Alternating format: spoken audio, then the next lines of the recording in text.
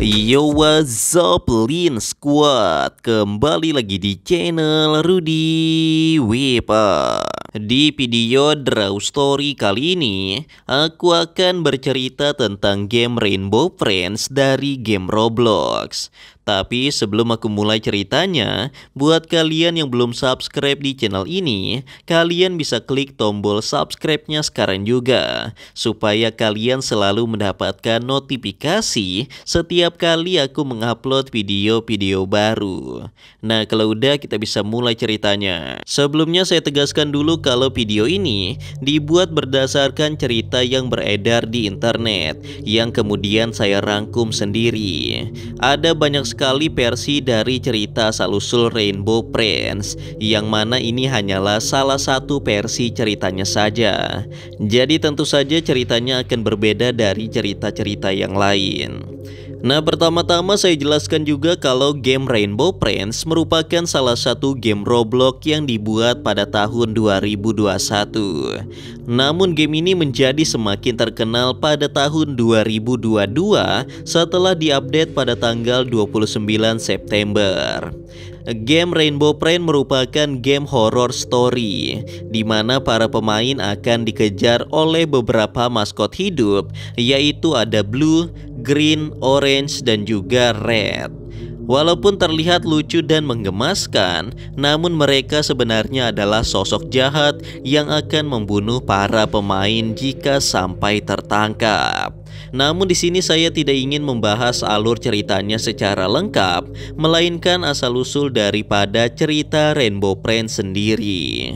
Nah, penasaran bagaimana kisahnya? Simak terus video ini sampai habis. Cerita ini berlatar pada tahun 2002. Pada masa itu dunia hiburan baru hadir di lingkungan masyarakat. Sebelumnya memang banyak festival hiburan berupa sirkus. Namun karena banyaknya pencinta binatang yang menentang hal tersebut, jadi banyak pengusaha dunia hiburan yang beralih ke festival wahana bermain. Salah satu pengusaha wahana bermain yang sangat terkenal pada saat itu adalah Charlie. Dia adalah pengusaha kaya raya yang sangat ambisius dan tergila-gila dengan kekayaan. Setelah menjual semua alat sirkusnya, Charlie pun akhirnya membangun sebuah wahana permainannya sendiri yang dia beri nama Rainbow Friends, yang dalam bahasa Indonesia artinya adalah teman-teman pelangi. Kalau kalian masih bingung dengan wahana permainannya, kurang lebih seperti Dupan yang ada di Ancol. Jadi di dalamnya ada biang lala, halilintar, ontang-anting, dan masih banyak lagi wahana lainnya. Yang mana semua wahana tersebut dijalankan dengan tenaga mesin modern. Dari banyaknya wahana permainan di kota tersebut, Rainbow Friends adalah wahana yang paling populer. Karena selain memiliki wahana yang lengkap, Rainbow Friends memiliki maskot perusahaan yang sangat menarik dan digemari oleh sebagian besar anak-anak. Pada saat itu Charlie menciptakan 4 maskot yang diberi nama sesuai dengan warnanya. Ada blue atau biru, ada orange atau oranye, ada green atau hijau, dan ada red atau merah. Semuanya memiliki bentuk dan ukuran yang berbeda-beda sesuai dengan karakteristiknya masing-masing.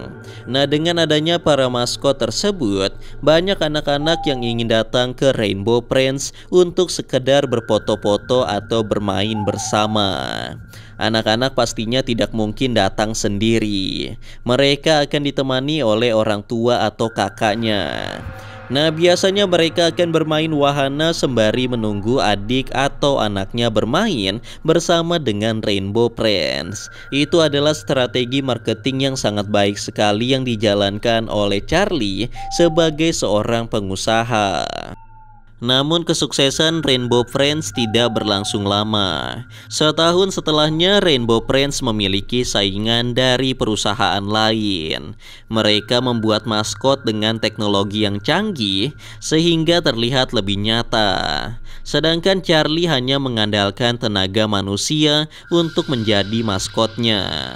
Dari sinilah Charlie mulai dirasuki oleh pikiran yang jahat.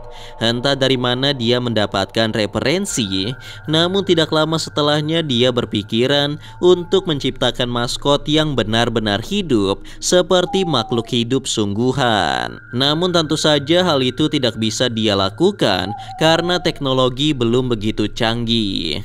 Dan oleh karena itu Charlie akhirnya bekerja sama dengan iblis agar bisa menghidupkan para maskotnya. Dan kalau itu berhasil, dia akan kaya raya dan tidak akan ada perusahaan hiburan yang bisa menyainginya. Namun semua itu memiliki resiko dan persyaratan yang sangat tinggi.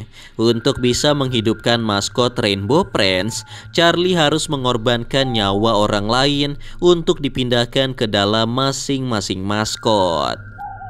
Disinilah awal mula Charlie menjadi seorang pembunuh. Dia diharuskan untuk mencari 4 orang untuk dijadikan tumbal. Dan agar tidak mencurigakan, Charlie menggunakan maskot Blue sebagai penyamaran. Dan dia mulai mencari korban sebagai tumbalnya. Orang pertama yang menjadi korban adalah seorang pria random yang dia temui di pinggir jalan. Dengan sebilah pisau, Charlie langsung menusuknya hingga pria itu nyaris tewas di tengah jalan. Charlie tidak boleh membunuhnya karena untuk mentransfer nyawa dia harus menghubungkannya ke alat yang sudah dibuat khusus. Namun di saat Charlie sedang berjalan ke arah mobil sambil menyeret korban pertamanya, Charlie tiba-tiba dikejutkan dengan lampu mobil di depannya, yang ternyata ada orang lain yang menyaksikan kejadian tersebut. Sehingga mau tidak mau, orang itu pasti akan menjadi korban yang kedua.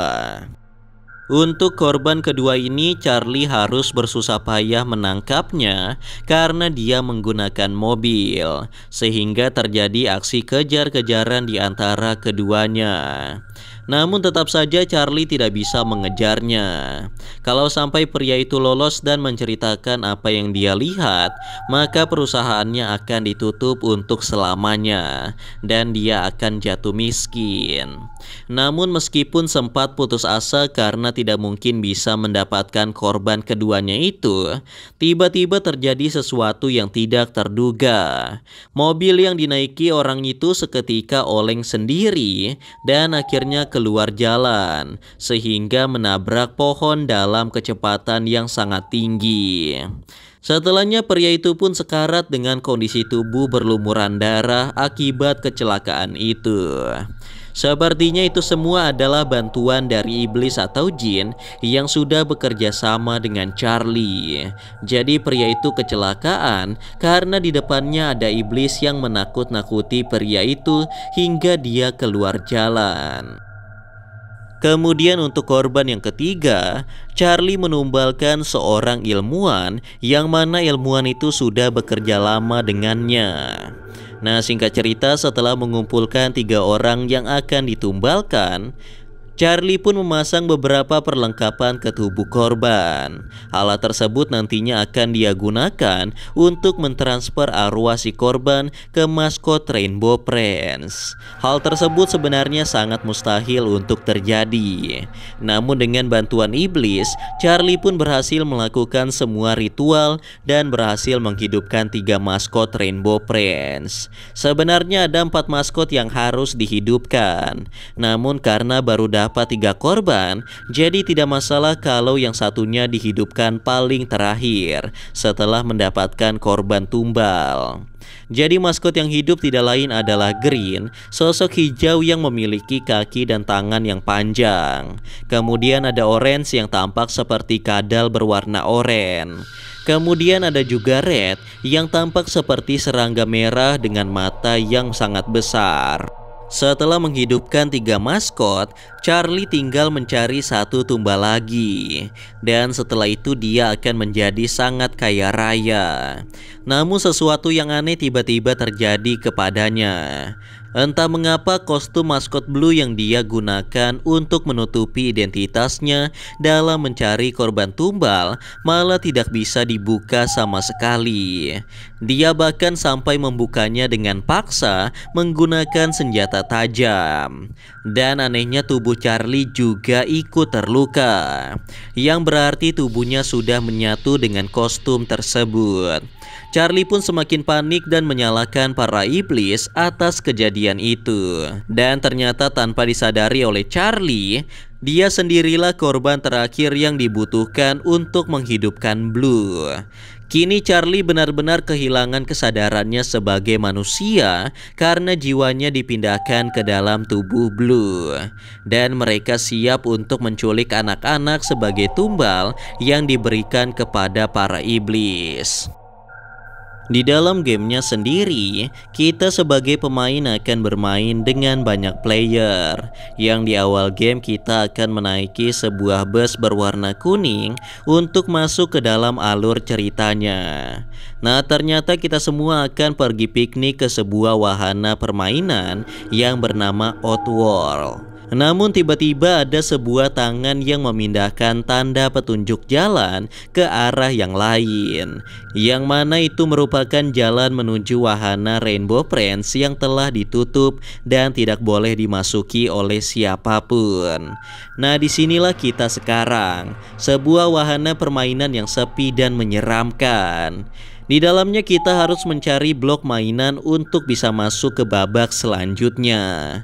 Namun hal ini tidaklah mudah karena selagi mencari blok, kita akan dikejar oleh maskot Rainbow Friends yang memiliki bentuk imut dan menggemaskan. Namun ternyata mereka adalah monster yang sangat mengerikan, yang mana kalau sampai tertangkap kita akan langsung mati. Nah, itulah tadi cerita tentang asal-usul game Rainbow Friends dari Roblox. Dan perlu saya tegaskan kepada kalian semua bahwa cerita di video ini hanyalah sebuah cerita fiksi yang berarti tidak ada di dunia nyata. Namun seperti biasa, percaya atau tidak itu tergantung dari diri kalian masing-masing. Karena video ini hanya bertujuan untuk hiburan semata dan untuk menambah wawasan kita semua tentang cerita-cerita menyeramkan yang ada di seluruh dunia. Anyway guys, kurasa itu saja untuk video Draw Story kali ini. Semoga kalian suka dan juga terhibur. Dan seperti biasa jangan lupa untuk like dan subscribe untuk terus support channel ini. Kalau kalian ingin request untuk cerita Draw Story selanjutnya, kalian bisa aja tulis di kolom komentar. And yeah, thanks for watching guys. Till next time, stay cool. Bye bye.